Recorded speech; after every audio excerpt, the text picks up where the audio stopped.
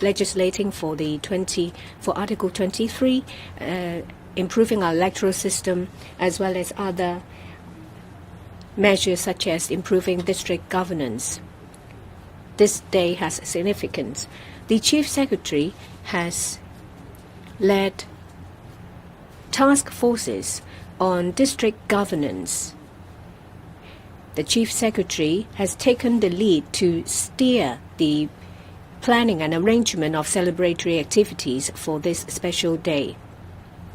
I'm very happy to see active participation from different quarters of Hong Kong, as well as a heated atmosphere. There will be over 400 activities covering 3 major features. These activities will be diversified. On the morning of the National Day, there will be flag-raising ceremony as well as a banquet. In the evening, there will be the National Day firework display. Different policy bureaus are working actively under their portfolio to participate.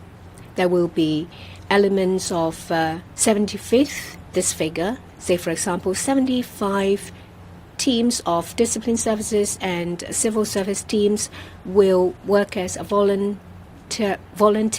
to distribute goodies to elderly people to provide service, and there will be 7,500 people in Hong Kong who receive a subsidy to participate in local tours. I think that you have started to see decorations of the National Day, including bunting, posters, banners. You will see a very warm atmosphere for the upcoming National Day. District offices will work with district councils and district organizations to organize activities, say, for example, drone shows, parades, bazaars, lantern festivals, to showcase the different special characteristics of the different districts. The third feature is that there will be enjoyment for all. On the 1st of October, through the Art Development Council, subsidy will be given to pay for half of the cinema ticket. So you only have to pay half price for cinema tickets on that day. The government will work with different organizations and bodies to offer different deals. On the National Day, there will be free rides of trams. If you use Octopus card, the majority of the routes under MTR will offer 25% discount. Children holding Octopus cards can also get free rides of designated bus routes. From the 30th of September to the 2nd of October, passengers can get free rides of ferry services of Star Ferry between Tsim Sha Tsui, Wan Chai, and other places. There will also be special admission of LCSD venues such as museums. On the 1st of October, we will roll out different offers and deals. A number of shopping malls, emporiums, West Kowloon Cultural District, the Ocean Park, Ngong Ping 360, and Peak Tram will participate. 3,000 eateries will offer special deals. Over 10,000 hawker stores will offer 25% discounts. From the 1st to the 7th of October,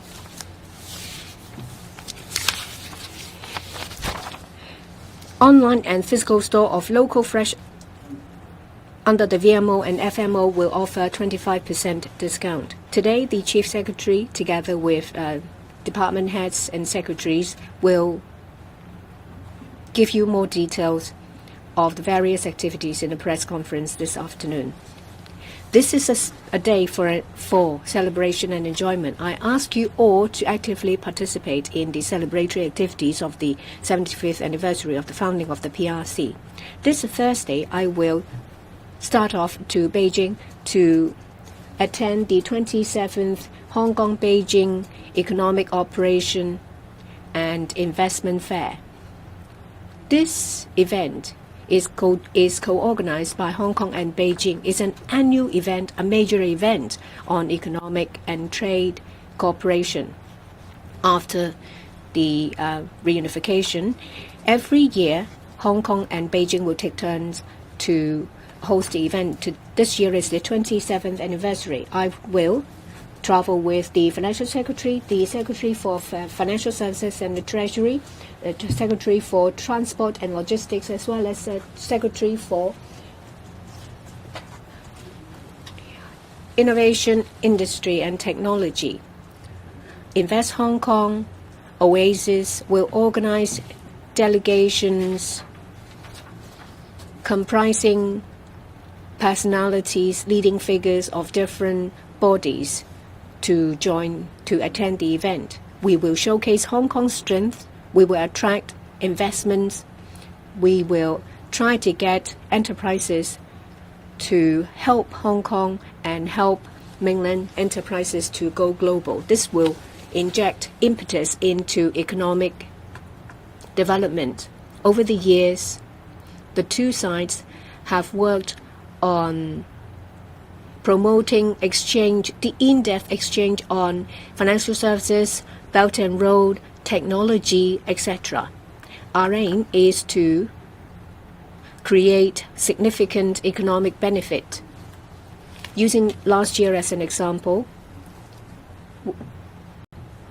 34 major agreements covering commerce, technology, culture, tourism, and digital economy have been signed. This year's event is under the theme of complementary economic strength. There will be 15 events and thematic events on investment in Hong Kong.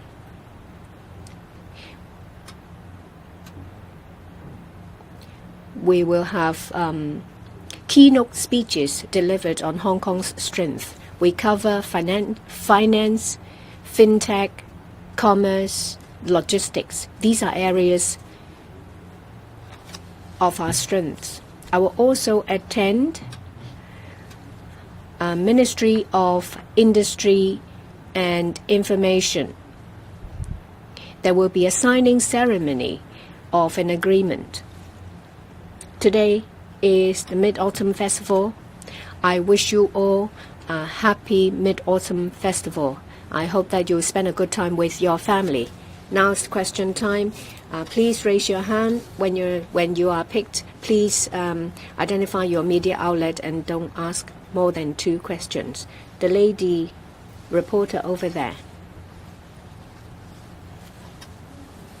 I'm from cable TV. First of all, the Hong Kong Journalists Association said that between June and August, a number of reporters have been harassed, and their families have been harassed as well. That someone complained that, once they come back to Hong Kong from overseas, after a customs clearance, they receive harassing messages. Are you going to follow up on it, and how? I also have a question about foreign workers. There has been complaints about docking of their pays in a number of areas. Will they dampen workers' intent to come to Hong Kong? And also, will it threaten Hong Kong local workers' livelihood?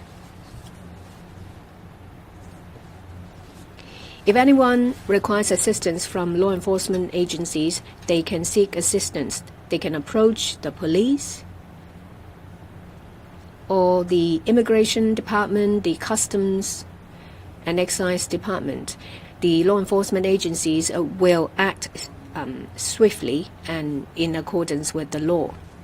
In relation to exploitation of foreign workers and the importation of foreign workers, is a topic that is close to our heart.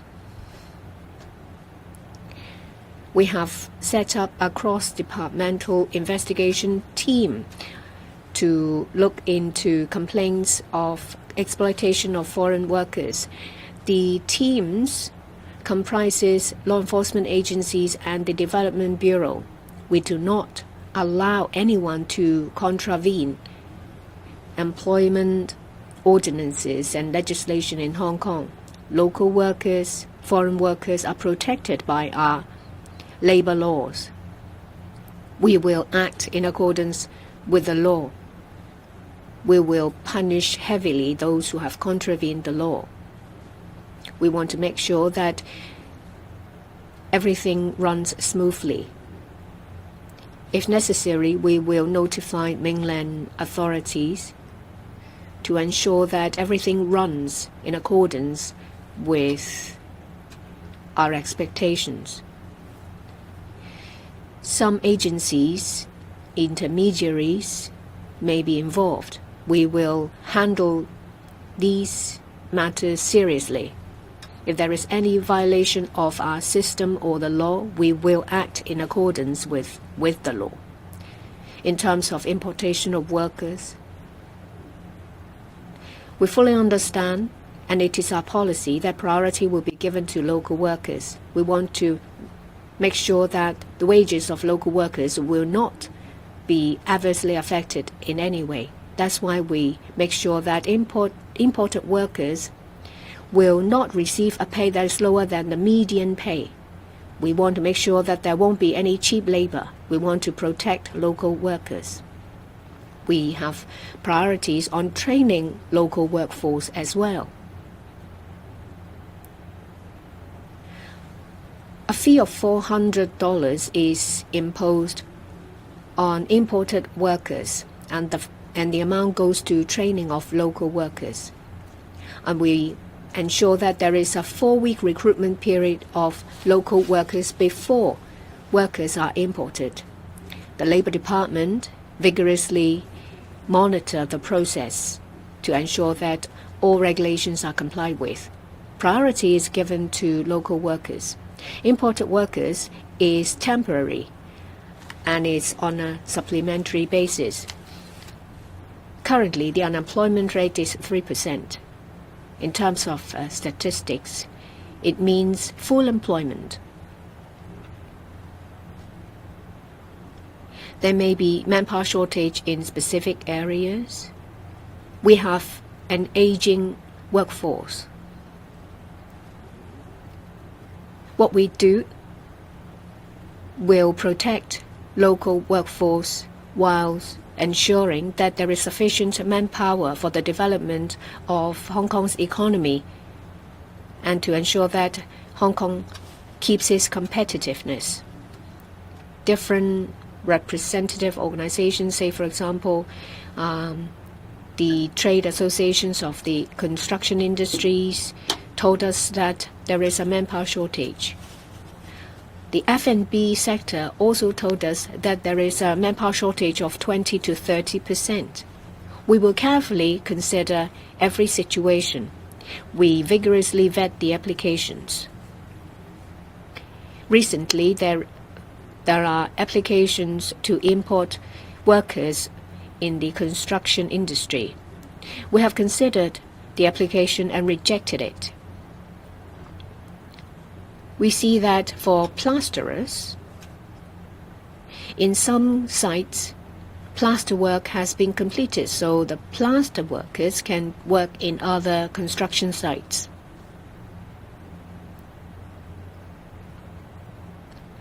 There are applications covering sites that have yet to commence their work, so the application is turned down as well. We will strike a balance. We want to make sure that local workers are protected and the operation of different industries will run to support economic development. Next question, please, the gentleman in the second row. Two questions from RTHK. So first, the U.S. House passed a bill to shut down Hong Kong's DTOs. What countermeasures that Hong Kong could have to defend its own interests? And second, the government has paused the imports of construction workers. What are the issues that the government wants to resolve, and how likely the overall importation scheme will be reviewed? Thank you. I strongly condemn the U.S. House of Representatives for making use of the so-called Hong Kong Economic and Trade Office Certification Act to slander the Hong Kong laws on safeguarding national security and also smear the human rights situation in Hong Kong. These are political tactics to suppress the development of China and also Hong Kong.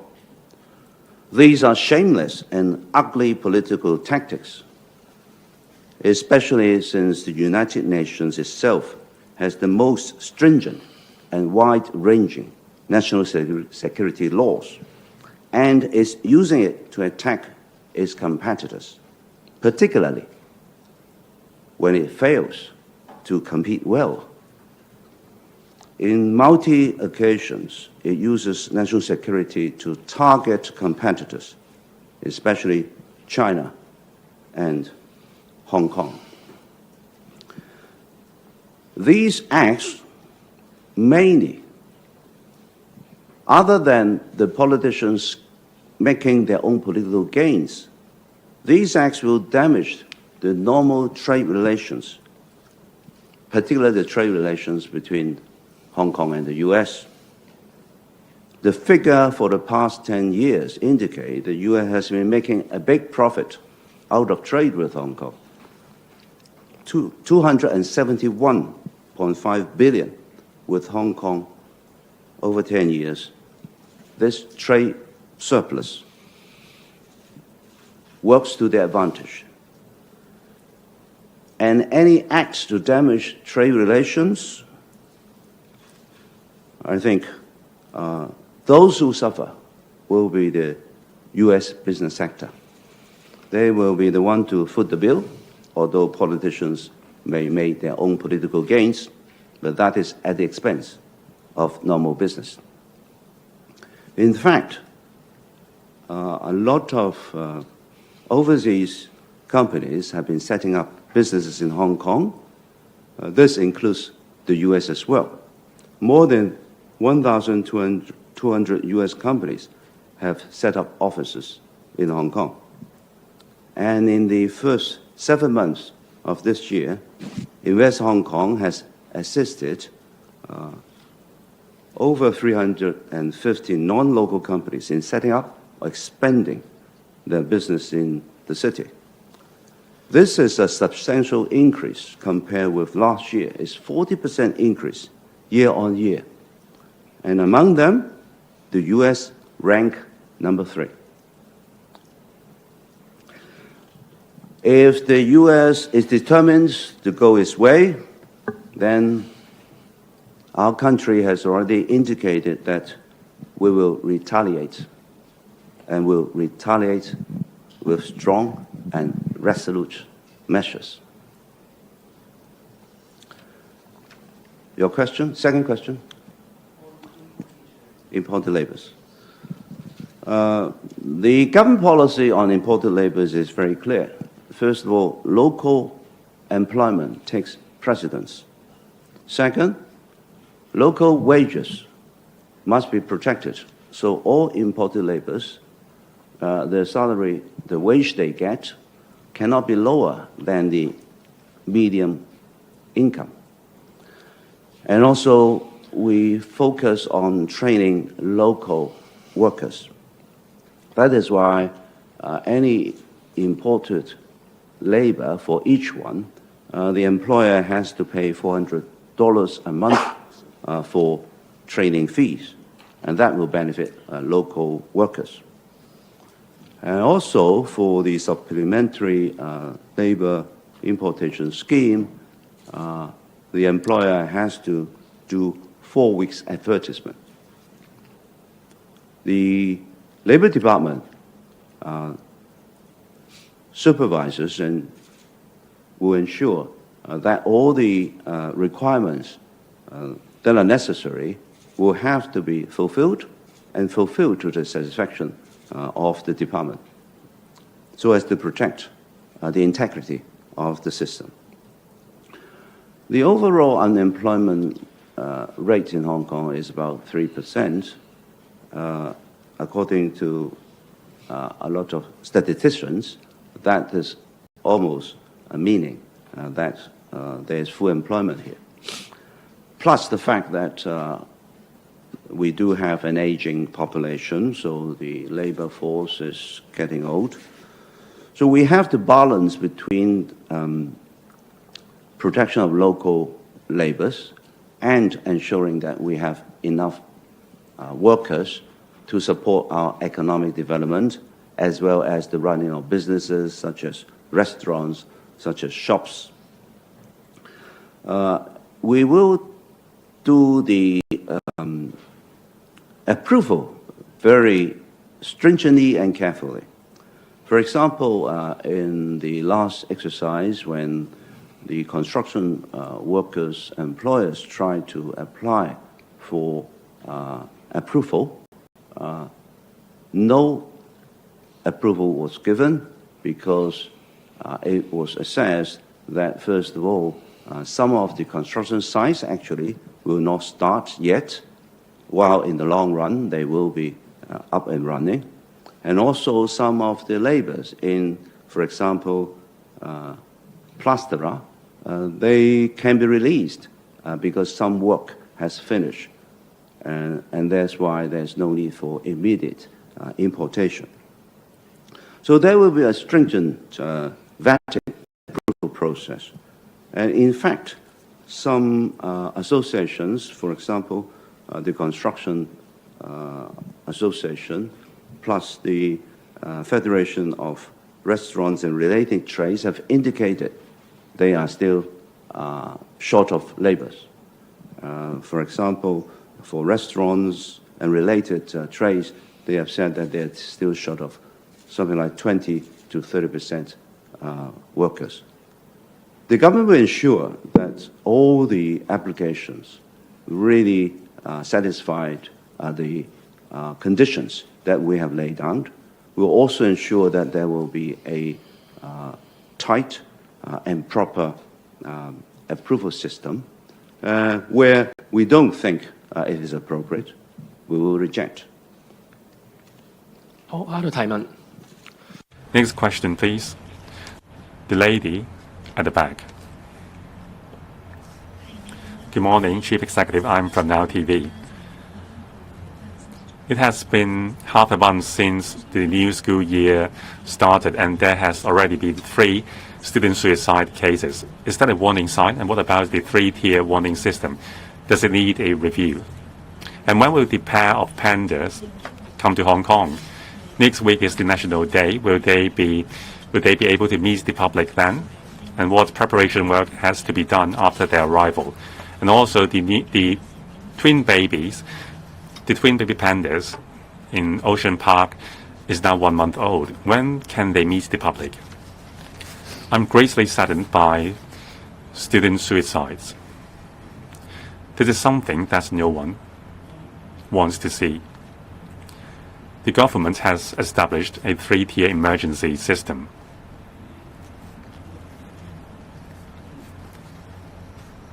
The mechanism can surely help some students experiencing issues at school.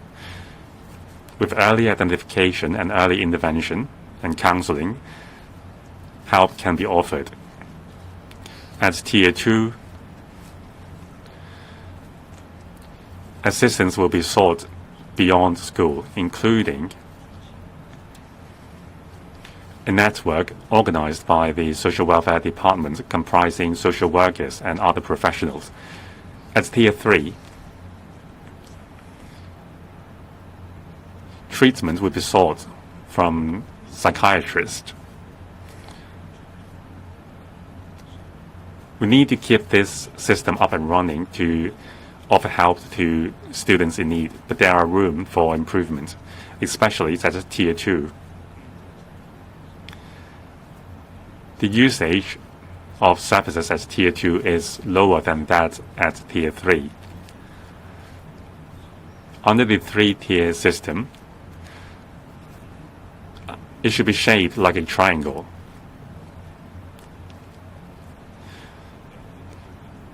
Now, under the pyramid-shaped system, principals and teachers are inclined to give students the highest level of help because they are eager to help the students. But sometimes that may not be appropriate. Help offered as Tier 2 are sometimes more efficient than those offered at other levels, especially those in hospitals. So we need to help principals and teaching staff understand better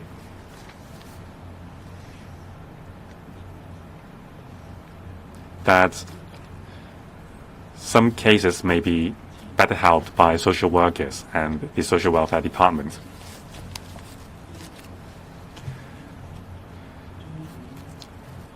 We need to keep the mechanism up and running and address the source issue of student suicide. According to past figures, pressures faced by students include those from the indigenous families. They are not understood by their parents, and they have difficulties sharing their problems with their family members.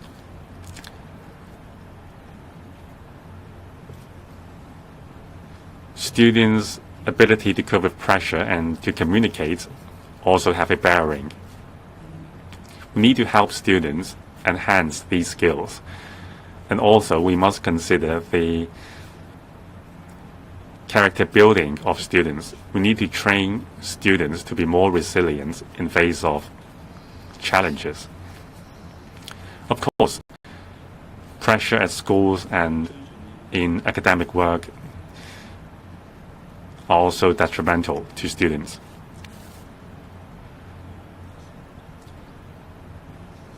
Students under pressure would be inclined to keep their problems from others. The government will do its best to help students, but we urge everyone who are in contact with students, be it family members, neighbors, or friends, when you notice a problem, please help the students to get help. The Education Bureau has implemented a 4-hour mental health charter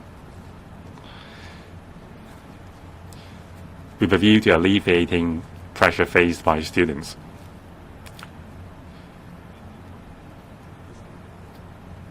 Charter members, which are schools, would organize activities to help students to be relaxed, to get rest, to be resilient, and to build relationships. So these are the work already done by the Education Bureau. Also important is parents and family education. I believe that every parent loves their child. However, sometimes there just isn't enough time. We would like to organize workshops and seminars to educate parents to better help their children. Students who are facing issues should be understood and get the sympathy they need. They need to have an outlet for their problems. When necessary, assistance from social workers and medical professionals can be obtained. So we need to all contribute to improve the situation. Of course, the government will continue to review what we can do better. We have a dedicated committee for this purpose. The committee will find the underlying factors to the problem and consider views and ways to improve the situation. Regarding the pandas, we have, in principle, reached an agreement with the mainland authorities. We need to iron out the details, say, for example, when the pandas will set off for Hong Kong. They are now under quarantine. If everything goes smoothly, we will arrange for them to come to Hong Kong as soon as possible. The target is for them to arrive at the end of the month. When they arrive, they have to go through quarantine. I believe that it will take them a month to adjust. We have to leave it in the hands of experts. We're very happy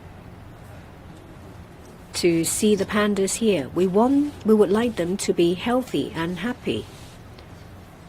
So we will follow the advice of experts before we arrange for the pandas to meet you. Of course, I would like pandas to meet everyone as soon as possible.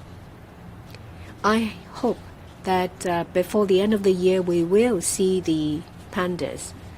But it all comes down to the conditions of the pandas and how they adjust.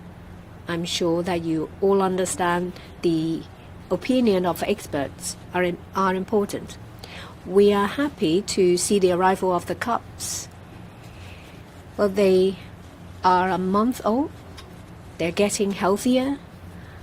And they act more like pandas now. We're all very happy. We hope that we will be able to meet the 2 cubs born in Hong Kong as soon as possible. But I will listen to the experts.